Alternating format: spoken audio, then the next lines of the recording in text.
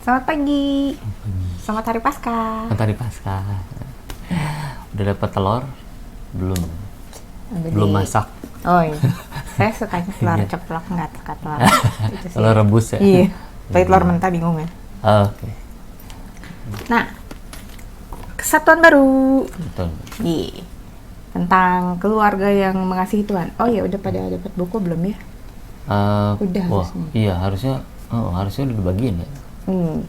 Ya semoga kalaupun enggak harus ya kami berusaha menjelaskan apa yang ada di buku juga sih gitu. Jadi ini akan menolong kalau teman-teman punya bukunya, tapi kalau misalkan enggak ya kita sama-sama belajar dari tuntunan yang kami berilah gitu ya. Oke. Kita mulai dengan berdoa. Saya akan memimpin dalam doa. Mari kita bersama-sama berdoa. Tuhan Yesus, kami mengucap syukur. Kembali lagi Tuhan izinkan kami untuk bersatu dalam kelas sekolah minggu. Terima kasih untuk triwulan baru yang boleh kami masuki juga, pelajaran pertama di triwulan ini.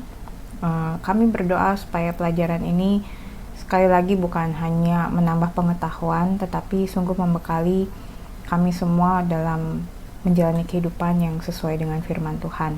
Berdoa untuk murid-murid kami Tuhan, supaya mereka tetap percaya dan yakin bahwa Alkitab adalah dasar kebenaran untuk menjalani hidup, membentuk keluarga juga. Terima kasih Tuhan Yesus, kami serahkan pelajaran hari ini, mohon pimpinan dan penyertaan-Mu. Dalam nama-Mu kami berdoa. Amin. Amin. Keluarga. Buka ya ini Iya. kayak mau nyanyi. Maaf. Rohmah gitu. Apa sih yang dibahas tentang keluarga dalam Alkitab gitu Pak? Yang pasti kan sejak itu ya. Ini pelajaran kita soalnya kembali ke kejadian gitu. Bapak nggak beda jauh lah. Gitu ya. Iya. Ya baik. Kejadian bicara tentang penciptaan, tapi juga bicara tentang penciptaan keluarga dari awal kan begitu ya. Dari awal. Berarti udah dari kitab pertama ya soal Dari keluarga kitab itu pertama. ya, bukan baru-baru gitu ya. Ya, bukan baru. Makanya coba kalau kita lihat kan ayatnya memang kalau nasnya sekarang ini bicara dari Kejadian 1 ayat 26 sampai Kejadian 2 ya. ya. Pasal 2 itu hampir sampai habis, ada 25 ayat, kita sampai ayat 24. Tapi sih ini mohon maaf nih, tapi sih kita hanya melihat beberapa ayat di dalam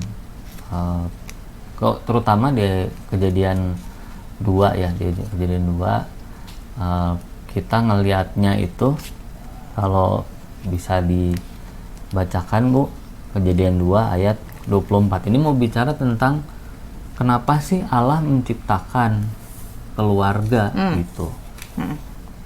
Kejadian 2 ayat 24 saya bacakan ya. Sebab itu seorang laki-laki akan meninggalkan ayahnya dan ibunya dan bersatu dengan istrinya sehingga keduanya menjadi satu daging. Oh, jadi yang menyuruh untuk laki-laki mencari pacar atau Calon istri perempuan gitu. perempuan mencari pacar jadi calon istri itu Suami. calon suami itu bukan keinginan mereka sendiri, tapi keinginan yang Tuhan sudah buat dari awal. Gitu. Jadi waktu Allah menciptakan laki-laki dan perempuan, mereka diberi dorongan untuk itu. Allah menciptakan sebuah organisasi yang paling kecil itu ya, keluarga itu dibentuk sama Allah. Nah, kalau konsepnya kan gitu, konsep di Kejadian 1. Banyak keluarga-keluarga yang kalau kita lihat nggak sesuai dengan itu, karena yang dicarinya bukan dicari kehendak Allah, tapi cari kemauan sendiri. Oh, ya. Dan banyak banget penyimpangannya kalau udah kayak gitu. Pusing lihatnya.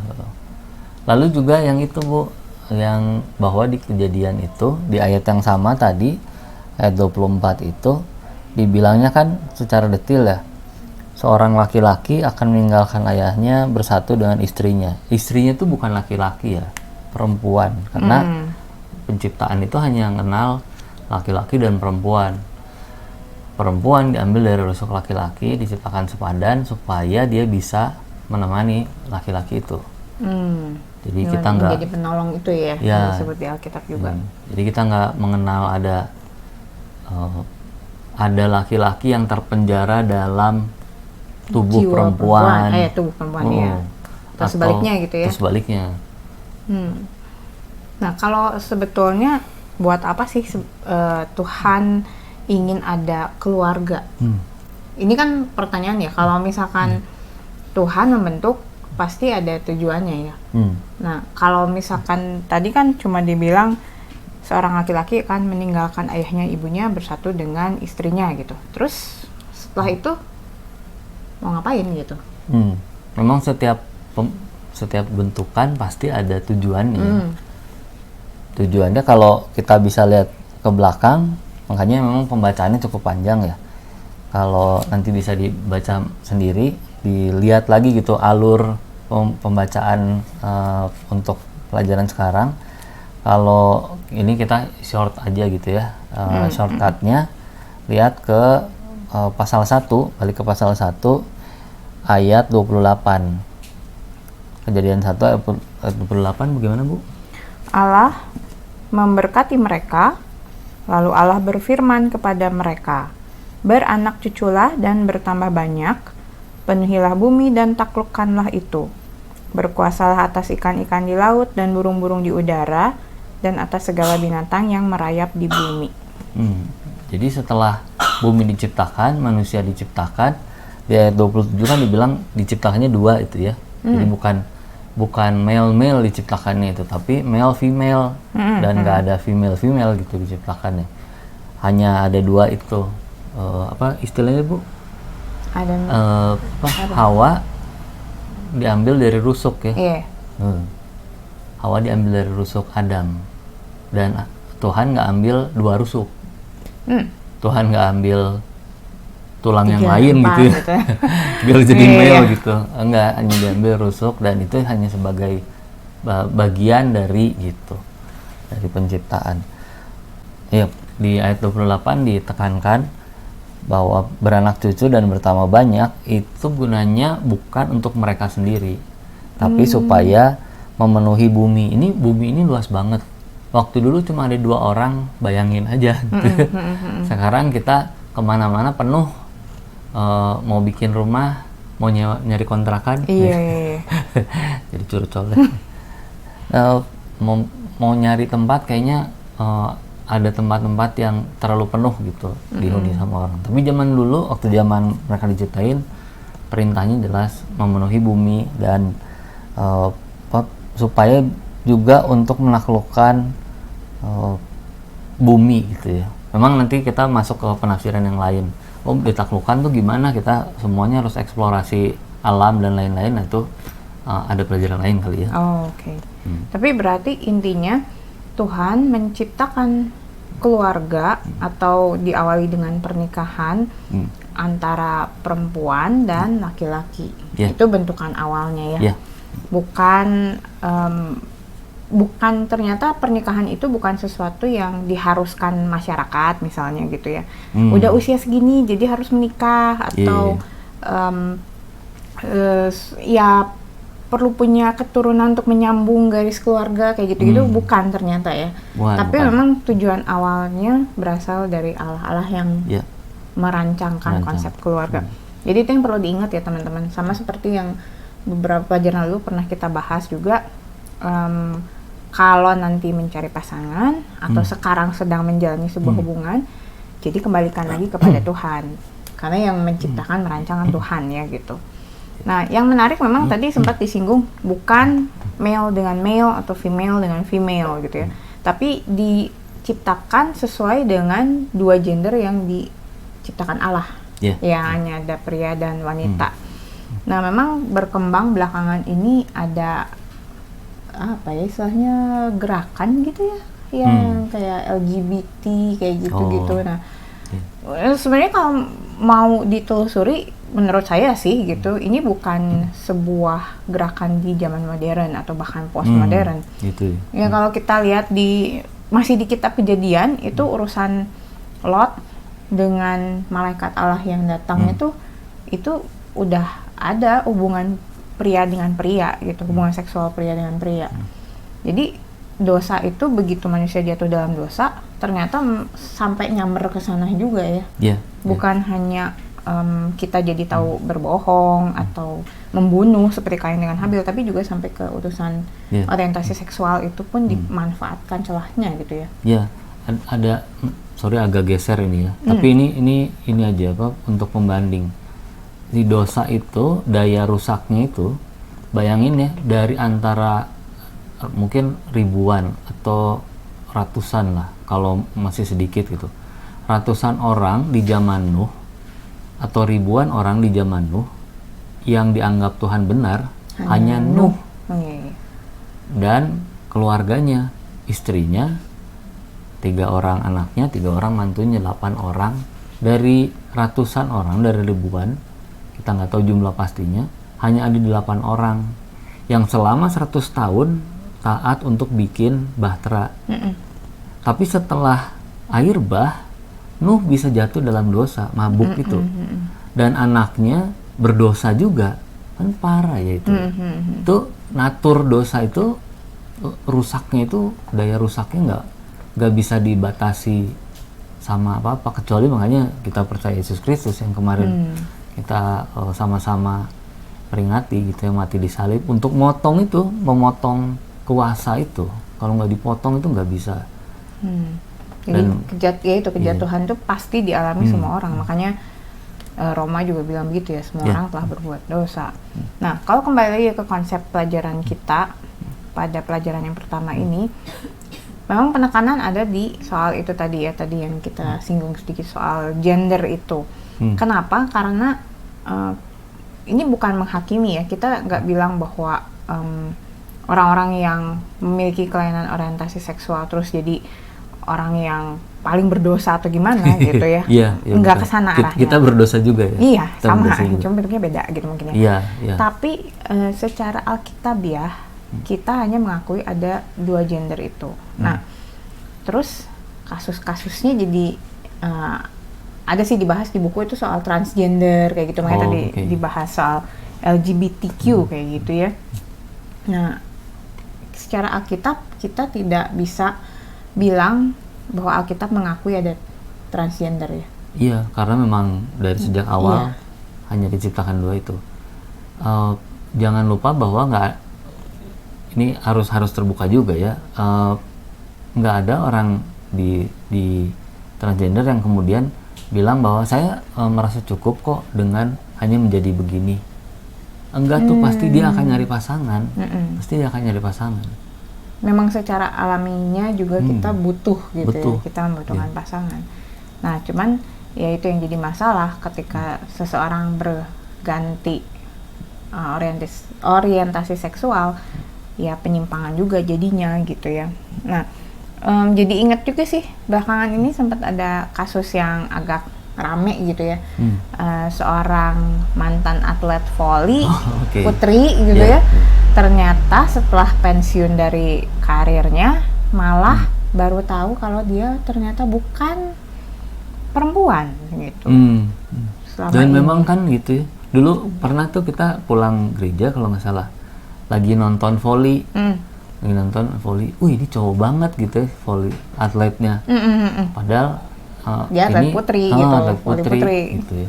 Ada kok ini adik kakak nih, kembar gitu. Terus ya kita masih yakin sampai hari itu bahwa dia memang perempuan, aja sih. Cuman memang mungkin bodianya sterk gitu kan ya. Ada juga kan yang gagah-gagah gimana gitu. Nah, tapi ternyata pas belakangan ini baru tahu dia bukan perempuan ternyata gitu ya. Memang ada kelainan di alat kelaminnya sehingga dia terlihat seperti perempuan gitu secara kelihatannya gitu ya. Tapi begitu dites secara hormon dan lain sebagainya, organ reproduksinya, ternyata dia laki gitu ya. Keluarganya sih nggak ada yang nyangka bahwa dia perempuan. Laki-laki. Nggak ada yang pernah nyangka bahwa cuma oh ya mungkin memang gitu ya. Iya, bawaannya gitu. Emang gitu, anaknya tomboy gitu. Tapi ternyata dia laki-laki. Nah, tapi di sisi lain gitu, saya beberapa waktu lalu sempat dengar podcastnya Daniel Mananta. Dia juga mewawancara seorang mantan artis cilik gitu ya, Dena Rahman. Nah, dia secara tegas menyatakan memang dia adalah seorang perempuan sekarang gitu. Sedangkan dulu dia, bukan dulu sih, dia terlahir sebagai laki-laki gitu. Nah, kalau dua kasus ini berbeda ya? Harusnya berbeda sih. Yang satu kan kesalahan identifikasi itu identifikasi ya.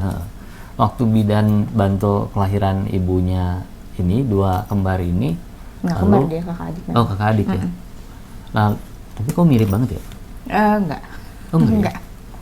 Tapi yang kakaknya punya sama juga, kasusnya sama. Kasusnya sama. Nah, jadi si bidannya udah nggak bisa kita tanya ya. Nah, tapi si bidan itu bantu proses kelahiran dan lalu dia sepertinya melihat bahwa oh gini, dan nggak bisa dicek yang lain kayaknya waktu itu ya.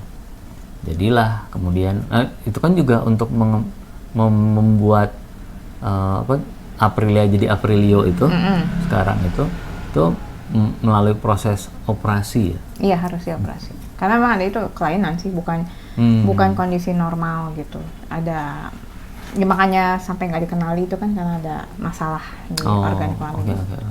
Nah, tapi mau kita menekankan di sini bahwa dua kasus tadi yang saya sebutkan namanya ini, mereka jadi viral, dan memang kalau yang satu kita nggak bisa bilang penyimpangan. Kasusnya Aprilio itu bukan berarti dia mengalami penyimpangan seksual lalu dia berganti jenis kelamin, tapi dia memang mengalami salah identifikasi tadi gitu. Jadi di dalamnya dia tetap merasa pria sebetulnya, tapi dia juga bingung. Saya sempat baca beberapa wawancara, dia bingung. Karena kemungkinan orientasi seksualnya justru benar. Dia tertariknya sama perempuan gitu. Tapi dia kan perempuan gitu ya. Sehingga dia mungkin bimbang di situ. Nah, tapi di sisi yang lain, kalau kasusnya Dena, dia secara terus terang jujur mengakui memang dia merasa dia perempuan yang terperangkap di tubuh laki-laki. Nah, sehingga dia menerima status sebagai transgender gitu. Memang nggak mudah juga sih ini kalau menyikapi ini gitu ya.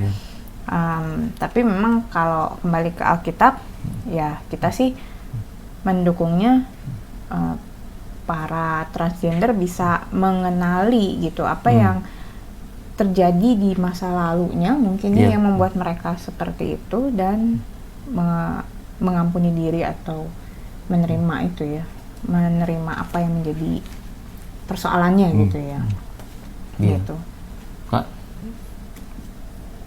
kalau balik soalnya kalau di Amerika gitu mungkin salah satunya, di Eropa juga ya. Kalau bicara kembali ke Alkitab, ternyata kan nyatanya atau faktanya kan ada gereja yang mendukung pernikahan sejenis ya. Memang itu yang bahkan ada beberapa gereja baptis sih di Amerika tuh mendukung itu. Salah satu penulis buku yang kita suka itu juga ya. Iya, itu bikin kaget banget itu. Padahal buku itu sempat kita jadiin salah satu acuan waktu dulu kita pacaran gitu ya. Kalau pernah tahu buku Boy Meets Girls itu ya. Boy Meets Girl, bukan Boy Meets Girls ya. Itu tadi di kasus lain lagi. Ternyata penulisnya dia jadi dari tadinya kontra gitu ya, dia jadi malah pro, bahkan sampai pisah nyanyi istrinya gitu juga ya.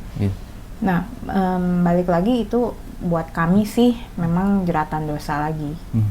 Gitu, karena ya itu dampak dosa itu kerusakannya ya luar biasa. Dan saya jadi inget dulu juga pernah nemenin Diandra nonton film kartun judulnya Stork, kalau pernah tahu ya.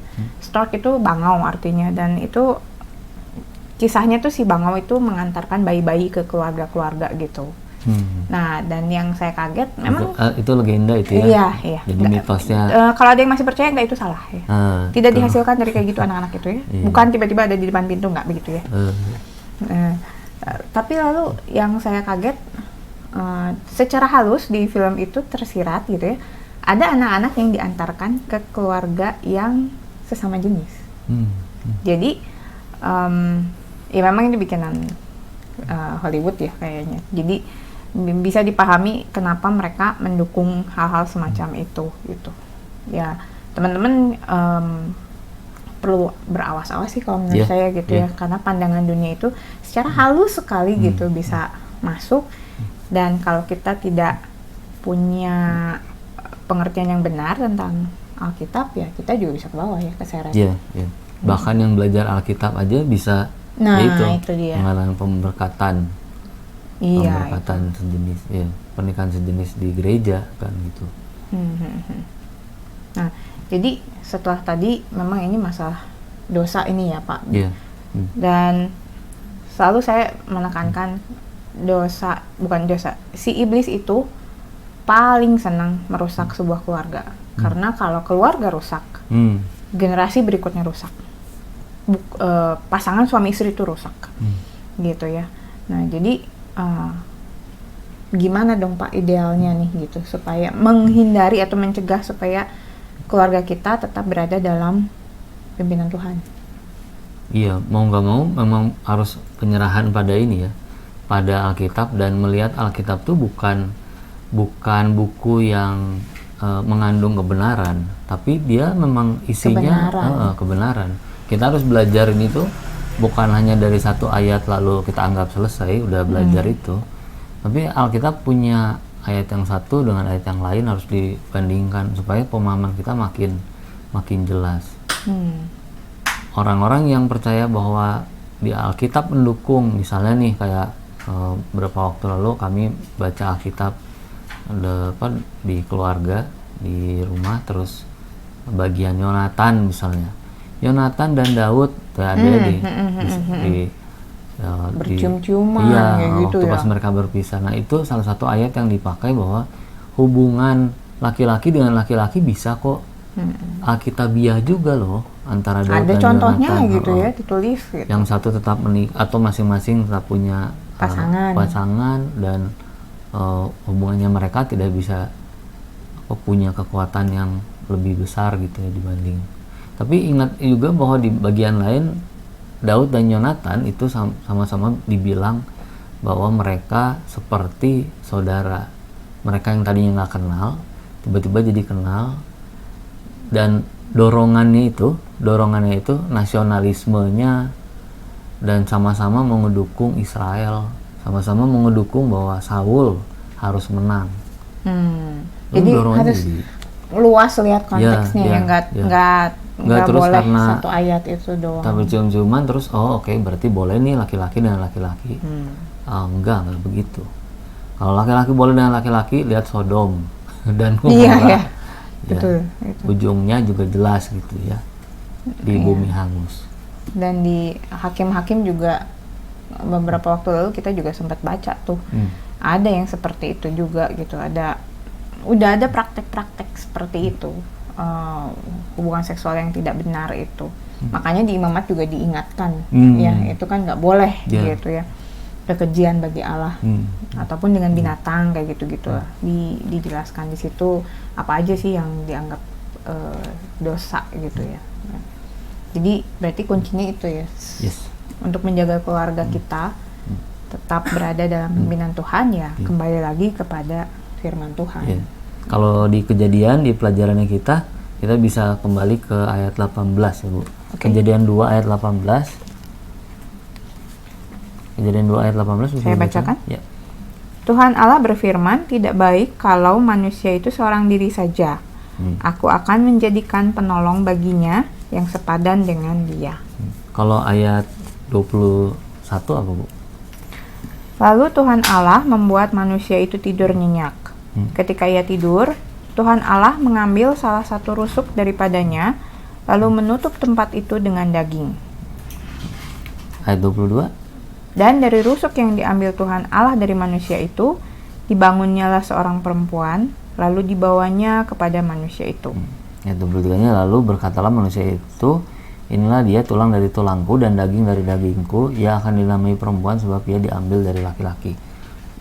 Dari ayat 18 tadi gitu ya, kesepadanan itu terjadinya antara laki-laki dengan perempuan. Oke, cukup dulu ya. Supaya tetap semangat ikut pelajaran sekolah minggu, karena ini bahannya nggak terlalu, buat saya sih nggak terlalu seabstrak di kesatuan kemarin Oh, gitu iya. ya, tapi dekat dengan kita. Dan buat saya sih sangat baik untuk membekali teman-teman gitu, karena kalian pasti juga ingin mempunyai keluarga, membentuk keluarga. Nah, mari mempersiapkan diri sejak sekarang. Jangan menunggu udah jadi keluarganya baru belajar iya, gimana gitu. gitu ya. Ya bisa sih, tapi sakit takutnya gitu. Iya, Jadi sekarang betul. aja. Oke, kita berdoa. Mari kita berdoa. Terima kasih Bapak di surga atas penyertaan Tuhan kepada kelas kami di pagi hari ini. Kami menyerahkan semua firman, semua pemahaman, juga berbagai hal lain yang kami dengarkan sepanjang kelas kami ini. Biarlah semuanya boleh Tuhan tumbuhkan dalam hati dan pikiran kami, menjadi dasar yang kokoh karena firman Tuhan terus mengakar dalam pemahaman dan juga dalam pikiran kami. Terima kasih Tuhan, pertemukan kembali kami minggu depan dalam kelas kami. Dalam nama Tuhan Yesus kami serahkan ucapan syukur dan doa kami. Amin. Terima kasih. Ya, Tuhan Yesus memberkati. Tuhan Yesus memberkati. Selamat Paskah.